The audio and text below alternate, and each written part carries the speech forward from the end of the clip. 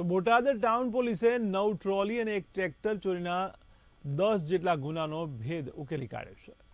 ત્યારે બોટાદ ટાઉન પોલીસને મળેલી બાતમીને આધારે મિલિટરી રોડ પરથી એક શખ્સને શંકાસ્પદ ટ્રોલી સાથે પકડ્યો છે। ત્યારે પોલીસે આ શખ્સની પૂછપરછ કરતા બગડ ગામના અરવિંદ જાપડિયા હોવાનું સામે આવ્યું છે।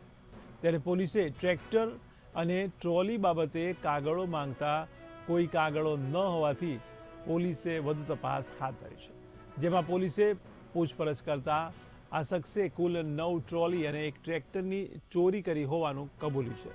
ત્યારે બોટાદ, બરવાળા અને રાણપુરમાંથી ટ્રેક્ટર અને ટ્રોલીની ચોરી કરી હોવાનું પોલીસ તપાસમાં સામે આવ્યું છે। ત્યારે પોલીસે પણ 9 ટ્રોલી, એક ટ્રેક્ટર અને સાથે કુલ 9.23 લાખનો મુદ્દામાલ કબજે કર્યો છે।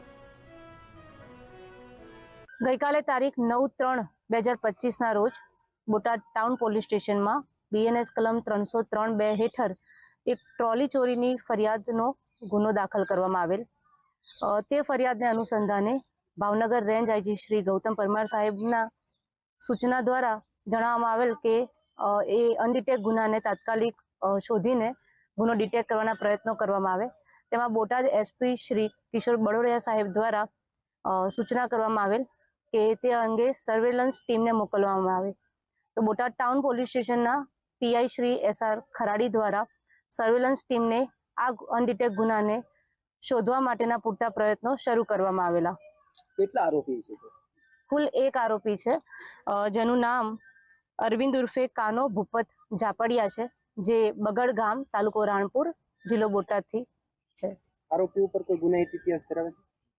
આ આરોપીને જ્યારે પકડવામાં આવ્યો તે દરમિયાન તેની પાસે એક ટ્રેક્ટર અને એક ટ્રોલી હતા, જેના અંગે વધુ તપાસ હાથ ધરતા બોટાદ જિલ્લાના ટોટલ 7 ગુના છેલ્લા 3 વર્ષથી એક સરખી MO દ્વારા આ આરોપી દ્વારા બોટાદ જિલ્લામાં અગાઉ કુલ 7 ગુના નોંધવામાં આવેલ છે, જે તમામમાં ટ્રોલી ચોરીની ફરિયાદ છે।